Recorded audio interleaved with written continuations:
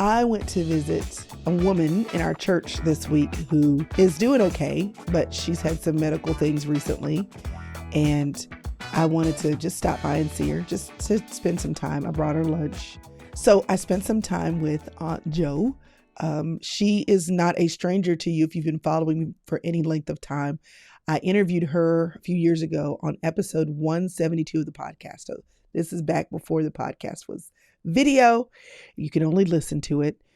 She is not only a woman who is a woman I've known for years, but she is a single woman who has never been married and has taken seriously her role to be a spiritual mother. She has women who literally call her mother, 8 girls who over decades she has ministered to.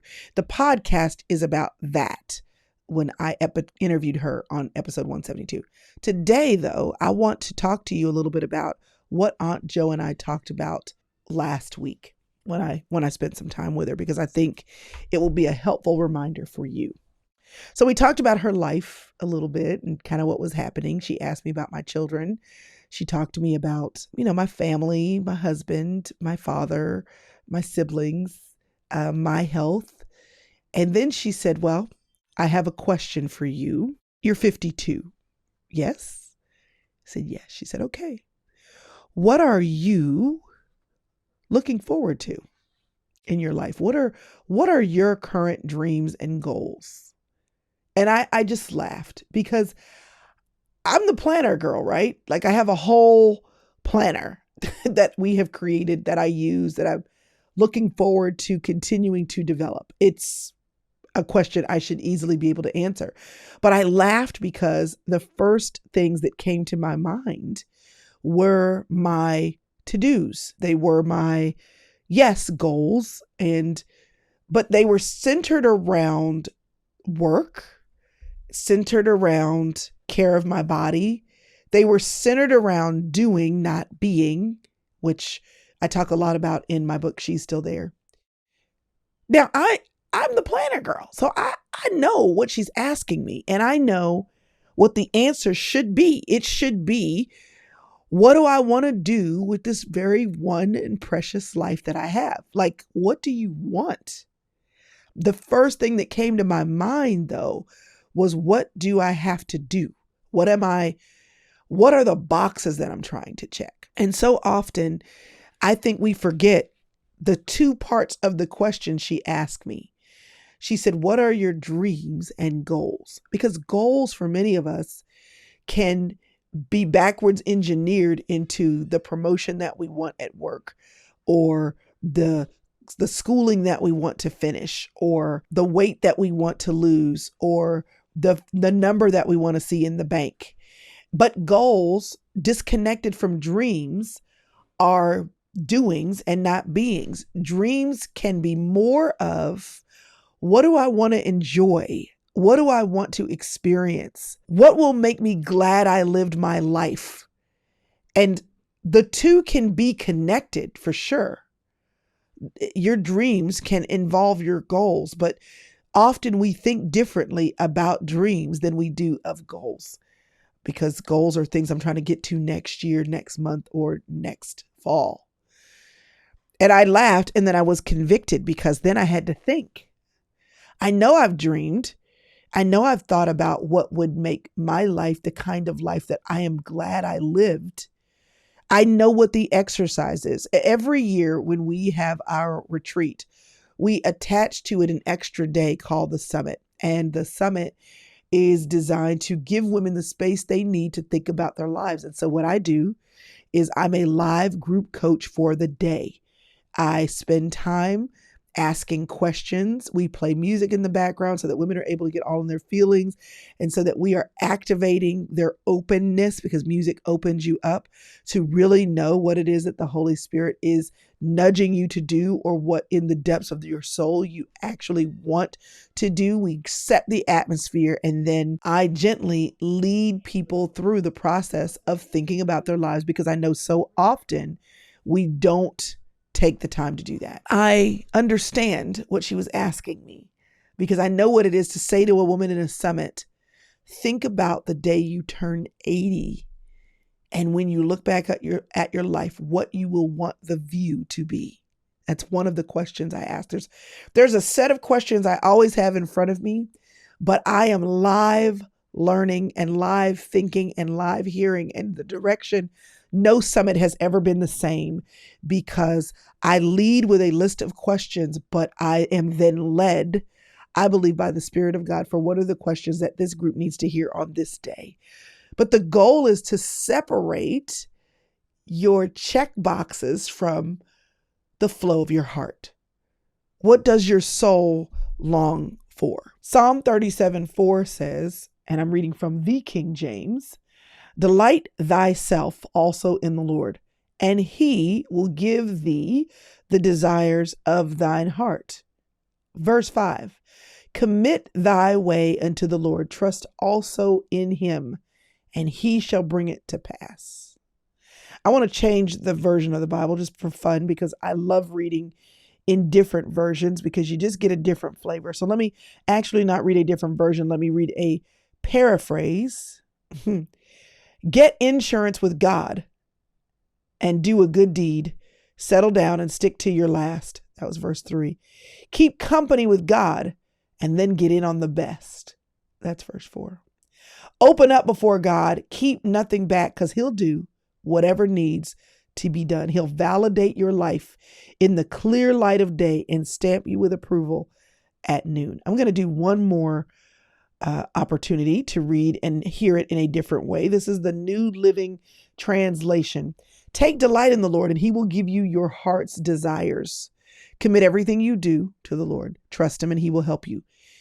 So this idea of go ahead, desire, go ahead, like be honest about what you want. However, don't forget to delight yourself in your relationship with him, and then trust that if you let him know what you want, he knows how to take care of it. Another way to say this is in Matthew, "Seek first the kingdom of God, and then all these things will be added to you." What are all the things? The things you need, the things you want. You have a Father who owns a cattle on 1,000 hills. So this idea of being honest about what you want in life, but prioritizing your responsibility to connect with the Lord is something that I believe in, and that I think you can do. I think you can commit and surrender your life to God, and at the same time say, "This is what I want." Here's the problem. We do a lot of telling God what we want based on what we think we want, or what other people have taught us to want. Like, there are some of you that at a certain age, you realize that you may have spent the bulk of your 20s and 30s wanting to be married. And then now in your 40s, 50s, or 60s, you're like, actually, I like living the single life. I enjoy my freedom. But because you spent so much time hearing, you ought to be married, you ought to be married, you ought to be married. That's what everybody's doing. I want to be married. I want to be married. And maybe you did not do what you needed to do to develop your relationships, male or female, in the right context. You spent so much time trying to get that right. And then you realize at a certain season of your life, you know what? I'm not mad at being free. Sometimes we don't know what we want because we let the world tell us what we want. And disengaging from what we've heard, what we've been taught, what we take off over time as what they want for me and not what I want for myself. Spending time with the Lord and letting the Holy Spirit speak to your heart is another way that you can identify that. But let me get back to what Aunt Jo asked me, my conviction. What are your dreams and goals? What do you actually want? Do you know? Because what you said when you were in your 20s might be different now that you're in your 50s. And she's right. Here's what I said to her, because she asked me why I was laughing. And I said, well, you know, it's just so interesting because I can tell you very clearly what my dreams and goals were in my 20s. And the blessing is because I wrote them down, because I prayed over them, because I prioritized them. Many of the dreams of my 20s, I'm living in my 50s. I lived in my 40s. But did I take the time to refresh the dream? I do set goals, but I set so many of them to what I need to do, stuff for work or things for the kids graduating, things that are more limited in their time boundedness. But I need to free myself up to start from scratch. What I do for everyone else, start from scratch. When you're 80 and you look back, what will you be glad you did? It doesn't have to be what you're doing now. And I'm so good at asking those questions of other people. And often what I have found helps me is letting someone else coach me, ask me the questions that I'm not asking myself because I'm stuck in the weeds with the everyday. So she asked me that question and I thought, I've got to make time for that. I've got to make time for that. You got to make time for it. That's what I'm trying to tell you. You can know what your goals are and those goals be born and connected to the things that you have to do. And then there are the dreams that are completely disconnected from anything that you have to do. You know, I met a woman. So actually, we had a conversation this week with a lady who has newly been named as the CEO of a cruise company. And we were having the conversation about 2026, the Sister Circle going on a cruise. Just talking that out was super fun, thinking about the port we want to go to and where's the best place to go at the time of year that we want to go and all of that. So she, though, I said, I've been following you on social media and it's been really fun to see how much travel you're doing with your husband. But it seems like y'all did a lot in a little bit of time. Were you doing something specific? Were you aiming for something specific? And she said, yes, by the time she turns 50, her goal was to have visited all 50 contiguous states and then also to have visited, I can't remember the number, but so many countries. So she had a break in her schedule and they visited just like a bunch of states in a very short period of time. Like it was like 14 states in 14 days or something crazy. And she's married, never had children, no children. And that is her goal. And she said, and I saw this opportunity to reach it because my dream is that I've been everywhere so that I can choose where I want to spend more time. And so she said it was a whirlwind, but we did it. Dreams are, what do I want to do? Dreams are what might be possible if I put my brain on it. Dreams are not necessarily obligatory. They are not about checking boxes. They are not about, I did it because I had to do it and I arrived. Dreams are what will make you go, ooh, yes, amazing. That was great. I did it. Dreams are when you run out of time, and we all will run out of time if you're living well. You will be attempting every day to die empty. But if you are truly living, you won't. There will be more on the list that you didn't get to do. So the goal of life is prioritizing the desires so that you don't run out of time too fast without having backloaded desires and you don't get to them. I was visiting someone and the statement that was made is, I can't believe this is happening now.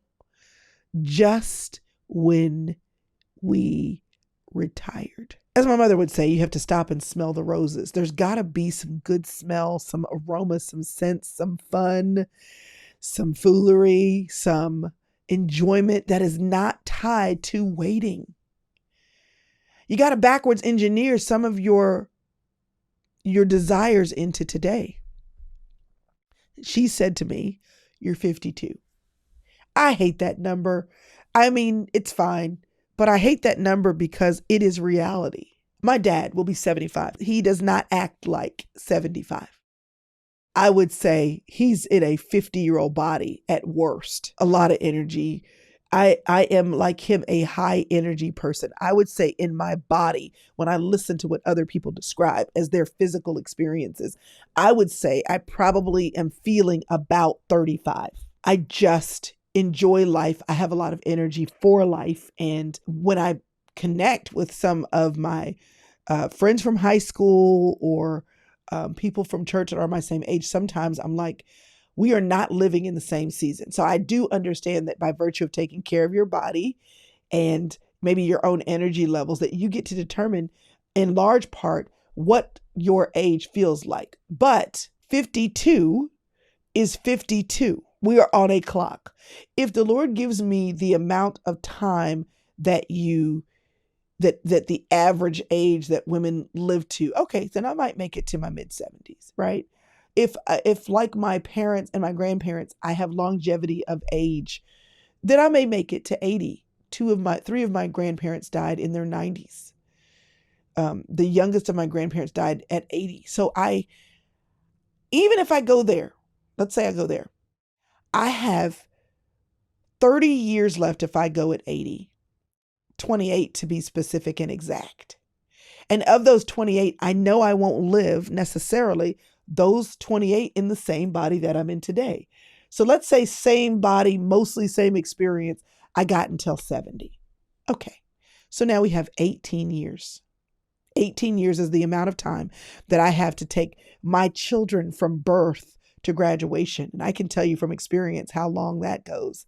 It doesn't take long at all. Time waits for no one. So the question is, what do you want? Let me give you some other questions that will help you to think about your life. And I'm assuming that embedded in this question is, what does God want for me? That you are seeking after his heart, that you're, as Psalm 37:4, delighting yourself in him and trusting that he will give you, that you can ask, but he will give you the desires of your heart. But what do you want? Here's another way to look at that. What fills you up? Like, what just leaves you full? Is it time with family? Is it a vacation in good weather? Is it time to read? Is it staying in the bed? Is it going and laughing a lot? Is it working in your garden? Is it going to the mall and shopping? Like, let's be frivolous here. We don't have to be super spiritual. We don't have to say it just fills me up to memorize God's word. That may be your answer, but let's not make it up here. Like, let's really talk about what sets your soul on fire, what gives you a deep sense of satisfaction in your soul, where you can do enough of it and you feel like, I'm satisfied. What do you want? What fills you up? What leaves you satisfied? And think about, when you look back at your life later, what will be the answer to that question? Hey there.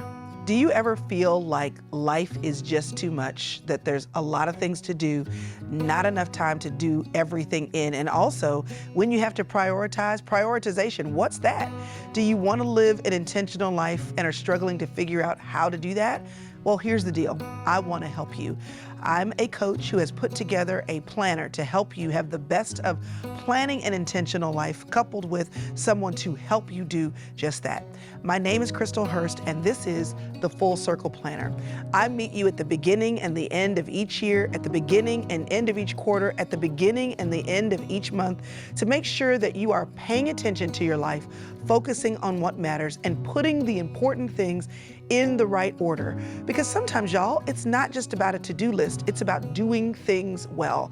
And I can tell you, you will not be able to do things well if you don't look at your life. And sometimes we all need a little help to do that. So I've put the best of me as your coach in the best of a tool, a beautiful tool at that, to plan your life. I want you to get this planner. Let me help you plan your life so that you can live the life you love. Get your Full Circle Planner today. You can answer this question at any age. You don't have to think forward to 80 and be 50 to have the good answer. Be 25 and answer the question. Be 30 and answer the question. And it's okay if the answer changes. Many of the things that I said when I was 20, I am living in my 40s or 50s. I am living proof that when you take the time to think about these things and write them down, that they become embedded in your psyche. Y'all have heard me talk about the reticular activation system before, and I was watching on Instagram a lady talk about the science behind it, gave me information I didn't know. She said your brain, the reticular activation system, is designed as a protection mechanism for your brain, because your brain can take in, she said, 11 million inputs in a given amount of time. The reticular activation system is designed to help your brain focus on which of the inputs it should actually do something with.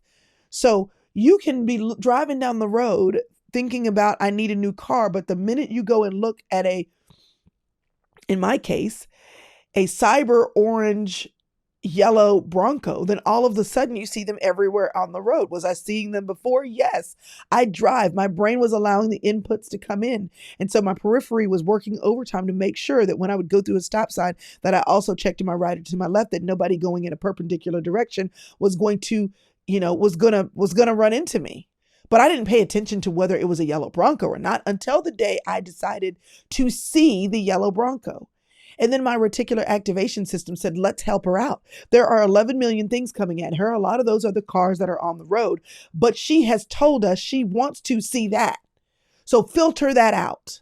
It's almost like when you go to watch YouTube TV, right? And off the bat, without you having to do or say anything, you are looking at what YouTube or maybe Netflix or maybe Hulu recommends. We got all these channels. We have all these shows. We have all these series. We have all this new original content. But she has already told us by her behavior that she likes show A, show B, and show C. So what does Netflix and Hulu and YouTube and even Amazon, what do they do for you? They filter out what you have said you want to see.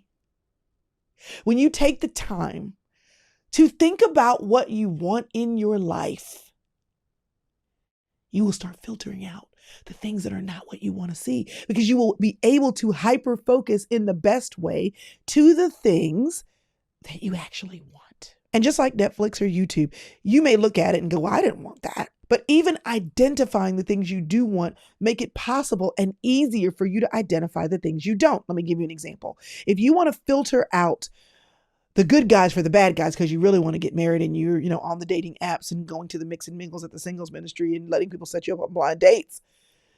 The fact that you are hyper-focusing on the desire to be married and availing yourself to the opportunity to meet people who might help you meet that goal or that desire, the fact that you're focusing on it helps you to see what you don't want. Do you see? Do you see? But in order for this to work, you've got to create space to do it. What we also do in our inner circle membership, those women who are the sister circle girls, they are women of faith who understand that we are truly better together in community, but they support what I do. And I call those women the inner circle girls. We have something that we call a co-working session. And what is it? It's basically like group study. You come into a Zoom room. We start with, what is your goal for these next 2 hours? We turn on the music and everybody works. They balance their budget. They do their Bible study. They declutter their bedroom. They organize their files. They work on their Bible study for the week. They study. They literally study. They do all kinds of things. Because somehow setting the atmosphere allows us to have the mentality to do whatever it is that we said we were going to do. The most difficult thing that I have found for people to dream is that they want to dream. They'll even talk about what they want. They don't make the space. You can't dream if you don't make the space to get out of the weeds and out of your everyday and say, what do I want?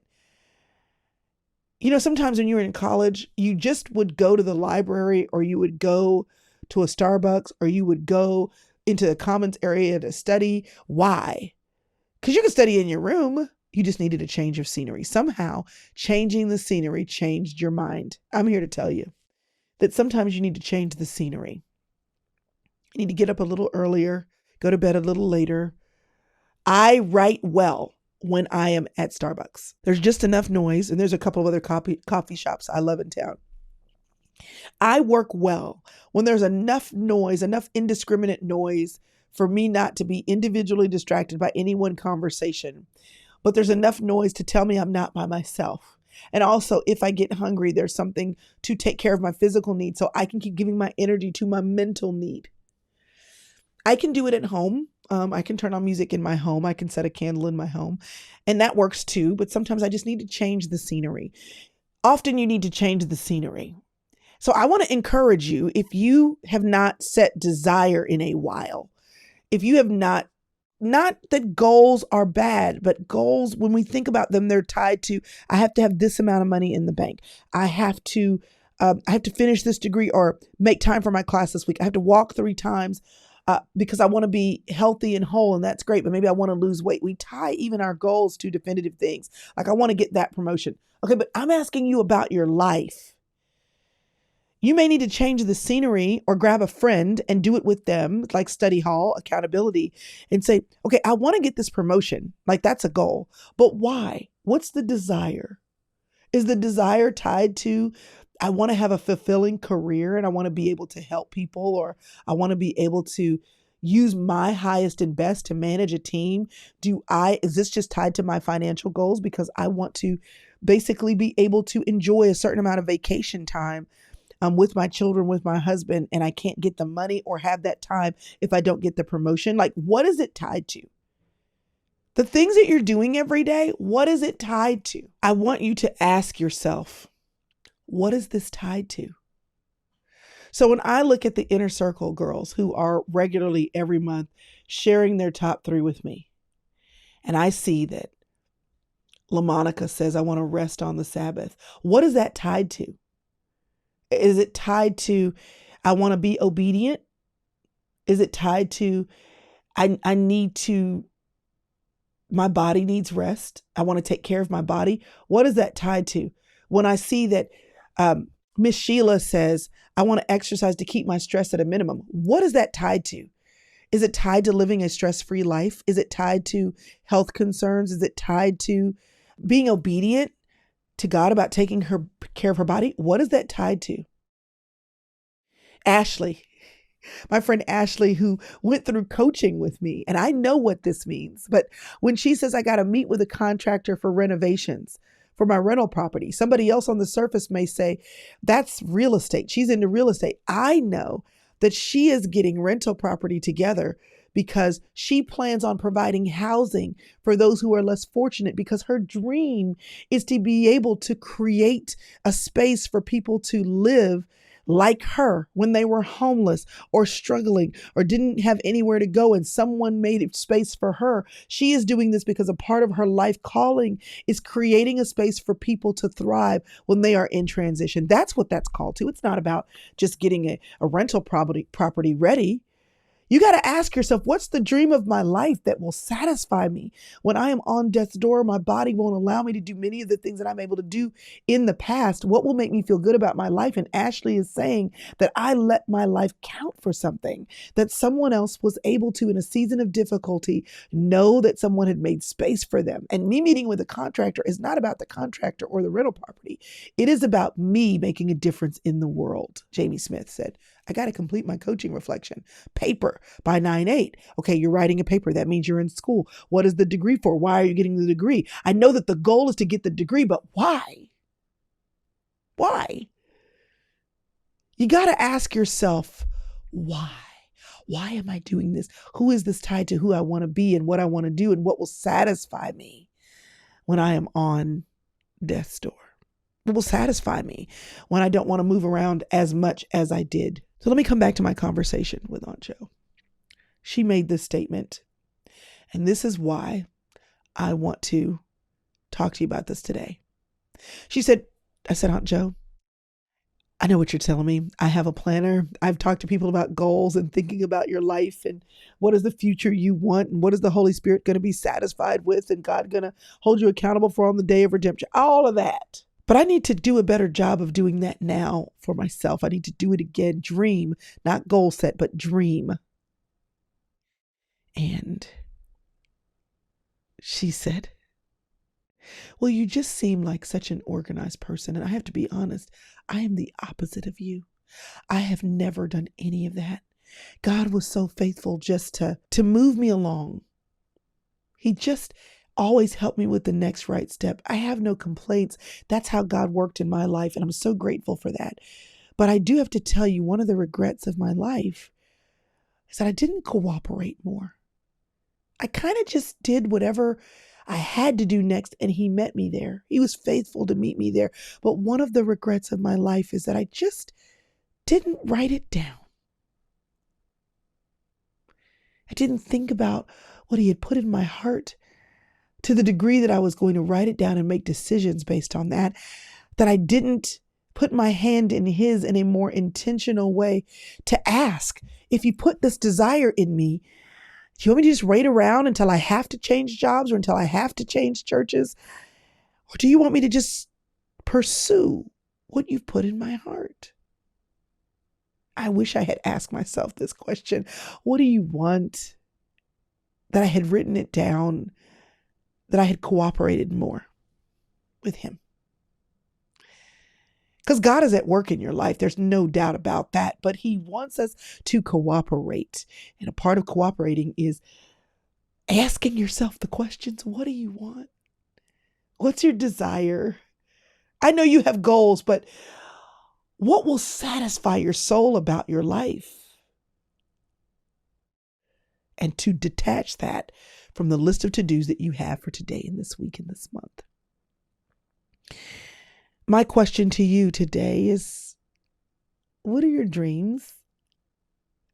What are your goals? What does 32, 42, 52, 62, 72, what at that season of your life is something that you want in your life? And then from there, ask yourself, how do I make room for it? What do I do to work towards that? I'm asking you, my dear, my friend, the watcher of this YouTube video, the listener to the podcast on Apple Podcast or Google Podcast. How are you going to cooperate with God? Because Psalm 37:4 says, commit your desire. That means you have a desire. And you simply need to surrender it and submit it. And then delight yourself in God, who gives the desires of your heart. But go on and name it. Say what it is. And quit being busy with the little things that are about goals, when really there may be bigger things that are connected to dreams. Make room for your dreams. So this is me telling you to take the wisdom of someone who is 82. And who told me when I said, I know, Aunt Joe, I know I'm 52, I'm just a baby. She said, you're just a baby. And when I think about that, from 22 to 52, that was 30 years. Should I live to be Aunt Joe's age? I have 30 years. It's plenty. But the last 30 years has gone by fast, and the next 30 years will go by faster. And the way you slow it down, one of the ways you slow it down, is by identifying Emerald City. Where does this Yellow Brook Road lead? So, what do you desire? What does 82-year-old want from you today? Be honest. Write it down, and then be committed to looking at that goal as often as you can, remembering those dreams as frequently as you are able, so that you never disconnect your life and how you build it brick by brick with the actual desire you have for your endpoint. What are most of us missing? We got goals. We forget to dream. Who do you want to be? Who will you get to be? What will be the view of your life? I make my children, when we have road trips, even the college kids now, put down their phones. Why? We're just driving. Look out the window. Sometimes the things that you need in life are not the things that are in your hand. They're the things that are out of your grasp. But look out the window. So much of the journey of life is in looking out the window. And even if you can't have it, you can see it. You can enjoy it. So, desire, dream before you do. And I hope that this has been helpful. And if it has been, I want to know what your dream is. Put your dream down in the comments. What will make you satisfied with your life? And I don't mean, I'm assuming a great relationship with God. I'm assuming that you have a great relationship with your spouse. But what is tied to that? Like, what will that mean? You know? How will you have enjoyed your life, y'all? He put us here with colors and trees and scents and seasons because you're supposed to change it up a little bit. It's not supposed to be the same. What are the scents, the sights, the sounds, the seasons of your life? What do you want them to be? What is your dream? I look forward to hearing from you. We'll talk to you later.